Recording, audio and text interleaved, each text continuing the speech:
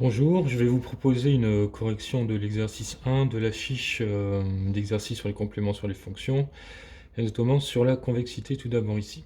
Alors, on va rester sur l'aspect graphique et rappeler un petit peu des choses qui sont importantes sur le lien entre la fonction et le graphique de la fonction.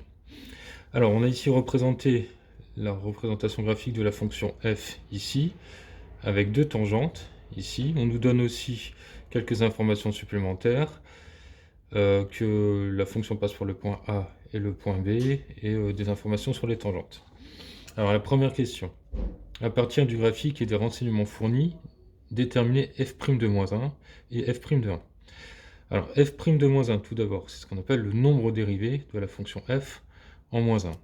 Alors là, il faut se rappeler tout de suite que f' de moins 1, en fait, va avoir un lien avec la tangente de la courbe au point d'abscisse moins 1.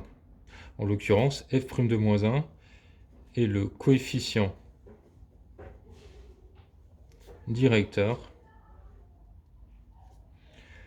de la tangente au point d'abscisse moins 1. On peut noter tangente au point d'abscisse moins 1. Donc, la tangente au point d'abscisse moins 1, c'est sa droite qui est ici, qui passe par le point A. Donc, nous devons déterminer le coefficient directeur de cette tangente.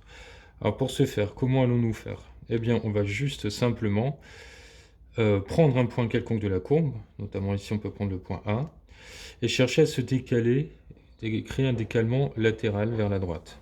Le mieux c'est de se décaler de 1 vers la droite, puisque en se décalant de 1 vers la droite, on va regarder quel déplacement vertical devons-nous faire pour récupérer un point de la courbe. En l'occurrence ici on doit descendre de 2. Alors descendre de 2, ça va vouloir dire que le coefficient directeur va être égal à moins 2. Et donc, comme le coefficient directeur, c'est le nombre dérivant en moins 1, ça fait f de moins 1 est égal à moins 2. Alors, pour la seconde question, f' de 1. Alors, f' de 1, donc c'est le coefficient directeur de la tangente, cette fois-ci en 1. Donc la tangente en 1, c'est la tangente qui passe par le point B qui est ici, elle est horizontale. Alors là, pas besoin de faire de calcul. Lorsque la tangente est horizontale, c'est que le coefficient directeur est égal à 0. Et on obtient directement que f' de 1 est égal à 0. Donc voilà pour cette première question. Passons maintenant à la seconde question. On nous demande de retrouver parmi les trois courbes qui sont ici, la courbe de la fonction dérivée de la fonction f. Nous, ce qu'on connaît, c'est la fonction f ici.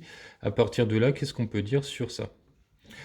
Alors, on va procéder par élimination. Déjà, nous, ce qu'on peut voir ici sur notre fonction, c'est que la fonction f est décroissante jusqu'à 1, puis croissante.